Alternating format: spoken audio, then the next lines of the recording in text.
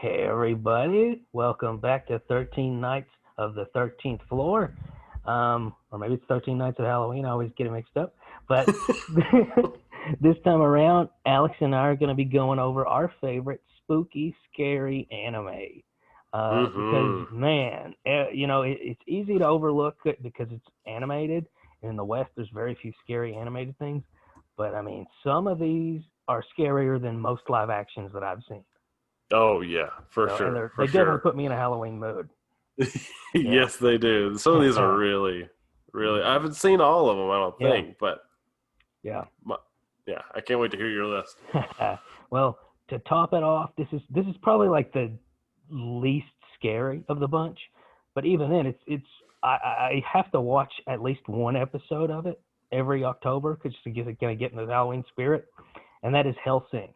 Hellsing is more of an action kind of anime, but it's about Nazi vampires, and it deals with a lot of gore. It deals with a lot of scary things. It's definitely horror. It's a little more in the action horror camp, kind of like when I think of Predator. And in this one, Dracula's the good guy. He's like the MC, and he's a very overpowered MC. He's basically a Mary Sue, but in a way that you really enjoy. Yeah. Didn't they do like a redo of that or something like They that? did. The OVA is actually a lot better. The OVA actually Ah, deals with the Nazi plot, which was kind of the whole point. Whereas the TV version, which I still like, they just I don't know why they did like this whole other side story, but they're like, yeah, the bad guys aren't Nazis. It's this other thing. We just made it up. It was very odd. So yeah, yeah, but that's my pick for number one. yeah. Mine for number two is Psychopass, which is just it's excellent. It just the best way to describe it probably is like it doesn't sound scary, but Minority Report, except for it, things are a lot more horrific, Yeah. probably because it's all about people going crazy and psychotic, and there's a lot of paranoia and stuff like that involved in like people's stress levels and like that type of thing, and then things can get out of hand pretty quick. It's a wild. Yeah, I think that like as far as dystopia, like future dystopia stories, it's Hmm. probably my favorite, and that's accounting books and live action. Like Yeah, it's very suffocating. it Yeah. is, and it's got a great cast of characters too that are pretty memorable. Number three, and this is on Netflix now, so anybody can stream it, is The Promised Neverland. It is a wonderful horror story. There have been episodes of that where I've just literally, I hate using this phrase because it's so cliche, but glued to your seat. I have just been in such turmoil watching some of the more suspenseful scenes because that's what makes Neverland so scary is it's very suspenseful. Like I've when only they're seen the yeah first two episodes, James, and I'm like, yeah, it's nuts. it is. My next one is Parasyte, Mm. and that is it's like a body horror alien invasion anime, and it's something else. A guy gets all you gotta know is a guy gets an alien attached to his arm, and he his life is completely ruined in a bunch of ways, and it's pretty horrific because they're almost all. I wouldn't say they're kind of Cronenberg, I guess. Like some of the body horror and stuff. It's just like really interesting, but it's a really good one. I recommend that one. Oh, good deal. This one's a little bit in the vein of Hellsing. It's a little actiony, except it really ups the ante on like the scary component, and that is Blood Plus. And they made a bunch of other versions, Blood C Plus or something, Blood Plus C. Mm-hmm. And basically, I saw the movie a million years ago, and that's what got me into it. It takes the whole idea of like a vampire hunter, kind of like the Blade kind of story, but instead of Deacon Frost and pretty actors and actresses, the vampires are just mortifying. In fact, I don't think they even call them vampires. I think they call them lepidopterans or something, which is Latin for bats, because that's what they look like. So yeah, really scary. Have you Interesting. seen Blood Plus, Alex, at all? Any of those? I started. I can't remember. I think I tried to start Blood C plus Okay. or one of them. I started watching it. I watched the first episode, And I was like, I don't know about this, but Yeah. I've seen it recommended a lot, so it must get pretty good. Yeah, it does. My next one, James, I know you've seen this one and you enjoy this one. Berserk.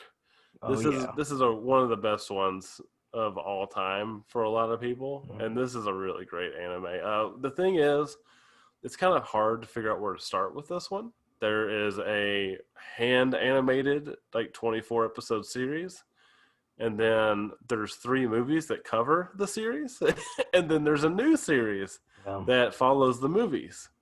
But I recommend watching all of it Yeah. because it really rounds out some of the minor characters in the old 90s series. But this series has one of the best villain origins that I've ever seen. Yeah. But It's this is basically not for Game the of faint of heart. Thrones meets Hellraiser. Yeah. It's like if Clive Barker made Game of Thrones. I mean, you'll probably get 20 episodes into this even, and you'll still be like, this just feels like Game of Thrones medieval stuff. Just wait. Stick with it. Yeah, stick with it. Oh, man. My next one, number 7 on the list, is very timely because they just did a reboot. Like, it's 4 episodes in, I think, 3 or 4. And that is When They Cry, or Higurashi. And yeah, I don't think you've seen this one, Alex, but I do recommend it. It is a real trip. It's one of those graphic game type adaptations. So there's like all these alternate endings. But basically it's kind of like the original Wicker Man kind of story. You know, guy moves to a small town. Small town has secrets. Small town has weird, creepy pagan rituals. And it's one of the reasons why it's so famous right now is because it has one of the most cringe-inducing scenes. Not like cringe in a ooh cringe. I mean cringe like, you know, your testicles retract back into your abdomen scenes that involve like pulling somebody's fingernails out. Oof. And it's one of those things where there's been challenges on YouTube, like, can you watch all of this? And they'll show that scene, and a lot of people can't. It is messed up. Oh. Yeah. Oh. Mine's not. Well, mine's got some pretty rough stuff in it too. Inuyashiki. It's on. You can actually watch it on Amazon Prime, and it is excellent. The premise is that these 2 people get obliterated by a spaceship by mistake, and it rebuilds them and makes them the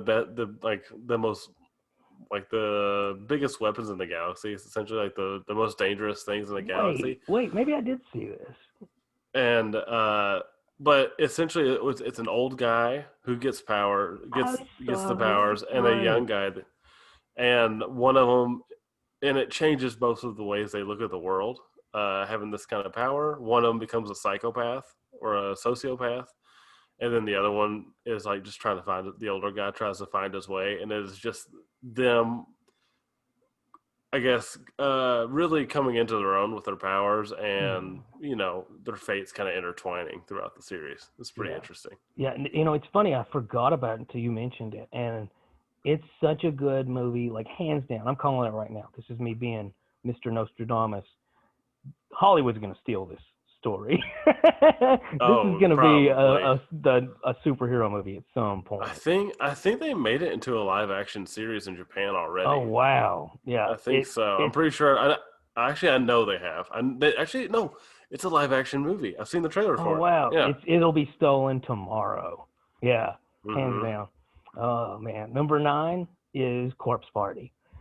Corpse Party is originally like one of those, what are those called, Alex? Those RPGs with, you know, they're very basic, you know, dialogue choices. Almost like visual novels. There we go. That's what I was trying to think of. It was originally like a visual novel type game, and that's also what I was thinking of about When They Cry. But very messed up stuff. Well, it got turned into an anime, and they do not hold back at all. Like, they show you things that American Horror Story would never show you. I mean, I remember, like, there was a disembowelment that was too realistic. Really, I think the guy who drew it should be on a watch list. Like, it was that dark. If you're into the more grisly stuff, Corpse Party is definitely a must-see. Well, speaking of grisly, Attack on Titan can be quite grisly, especially in the earlier seasons, I think. That one's almost... it feels like almost a trope to put that on the list, but it really is great. Like they do horror really well, especially in the earlier seasons. It's still prevalent throughout it in certain spots, but there's nothing quite as disturbing as weird, almost human giants. Like where Yeah. you see them and you're just like, it's recognizable, but it is not right. Uncanny Valley is through the roof on Yes. that show. Yeah, absolutely. Oh Hmm. man. Yeah. And it's one of those. I've heard comparisons to Game of Thrones with that one as well, because you never know who's going to die. Yeah. It's pretty true. Yeah. Yeah. Very true. Oh man. Number 11 is another example of something that will totally get stolen at some point. Basically, this was a couple of years ago. I just took a chance on this show and I loved it. Mayoiga is about these people on a bus, and the bus sort of gets lost at this town where there's nobody. It's like a ghost town, and really weird stuff starts happening. It's kind of like if Lost and Sphere. I don't know if anybody remembers Sphere. If they I'm had one a of the kid, few people that likes it. I like Sphere. I heard the book was really good. I haven't read it. Who's the Jurassic Park author? What's that guy's name? Michael Crichton. Michael Crichton. He wrote Sphere. Right. Yeah, but like that's what this feels like. Mayoiga is kind of like Sphere meets Lost, but it's again, it's not gory. It's just very suspenseful, and it's very just unnerving. The atmosphere, really, they do a great job of it. My last one is Devilman Crybaby. It's on Netflix. I think it's only like 12 episodes, so it's pretty easy to get in and out of. And it is. It's a hard R for anyone wanting to know. It's a hard R. It's really good. It goes into a lot of interesting and really deep themes, and it's relentless. It gets darker the further in you go. Like you think you know what's going to happen, it just keeps getting darker and darker. Wow. Yeah.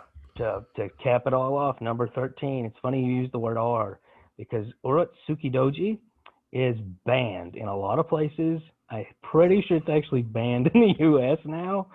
God. Yeah. This movie, I'm not even recommending it for any kind of plot, because it is obscene drivel.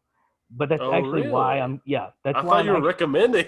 Well, I'm recommending it for people who want to take a chance, because with their mental health, because this movie is kind of one of those movies that's more like a feather in your cap. Like, oh, you've seen edgy, I've seen edgy. Kind of like Cannibal Holocaust, movies like that where they're just grisly. This is an animated version of like Cannibal Holocaust, in the sense that it shows a picture some of the most it. profane, obscene, just insane things that you should not subject yourself to.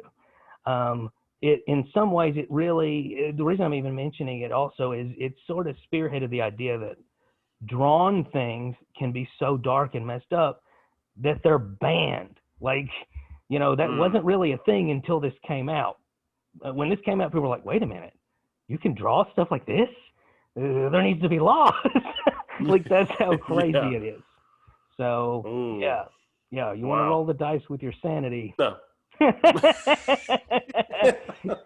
that tops it all off, though. And if you have a favorite scary anime, leave some comments. Let us know if you think we missed something. But other than that, like, share, and above all else, keep it strange. I knew that was going to happen too. Yeah.